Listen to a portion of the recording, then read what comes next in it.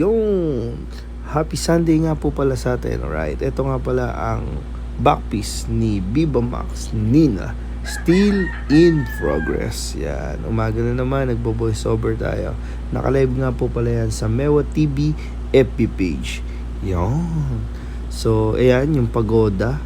May bloodlines na yan. Kinulayan lang natin ngayon using a 7RM and AD Pancho opaque set or yung advanced black and gray. Yan. Para mukha siyang nasa likod o malayo. Kasi background siya. Para maganda. Yan.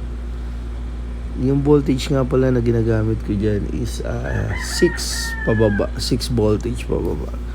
Tapos yan, gumamit din ako niya ng 19M1. Tapos nilagyan ko yan ng parang terno sa damit niya. Unti-unti lang. Yan. Nga pala, pagka gusto nyo magkaroon kayo ng dark tone ng red, sausaw nyo siya sa light o medium tone ng advanced black and gray, yung opaque set, yan.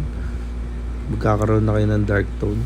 Usually kasi pagka yung black and gray, dinark tone nyo, dudumi tignan eh. So, ayan, ako mapapansin nyo. Yung red ko, sinausaw ko sa light ng opaque set.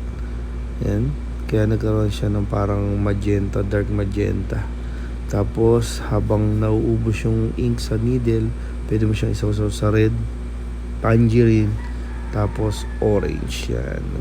Maganda yung resulta. Yung portrait, ang tagal ng heel niya. Nangitim pa nga siya ngayon kasi nag-swimming siya. Pero hindi pa tapos yan. Marami pa. Siguro mga 1 hanggang 2 session pa yan para pulido. Sa lahat ng gusto magpa-backpiece, PM lang ho. Lalo na yung mga big project. Dati, backpiece 3 years kaskas di mewo. Ngayon, wala na. Kumbaga, slowly but surely. Also, walang overwork and trauma. Mabilis yung healing and intact yung pagpasok ng ink. Kumbaga vibrant yung kulay kahit walang CPL, di ba? Yun. So, sipagan lang natin lagi ha. Ako, nagtotoo kanina, nag-edit, tas ngayon voice over. Hanggat may pagkakataon, hanggat may lakas ka, tira ng tira. Gamitin mo yung mga sobra mong oras sa mga kapaki-pakinabang. Ako, kagaya ko ngayon, talagang sisipagan lang natin, di ba? So, yun yung resulta. Natutuwa ako sa kulay, ang ganda. Kumbaga, may proseso talaga ang buhay. Ang tattoo may proseso rin. Slowly but surely. Yan. So, nasa Hong Kong po ako ng February 22 to 27.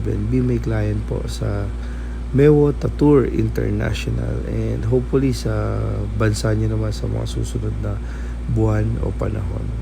Thank you Lord, and happy Sunday sa lahat.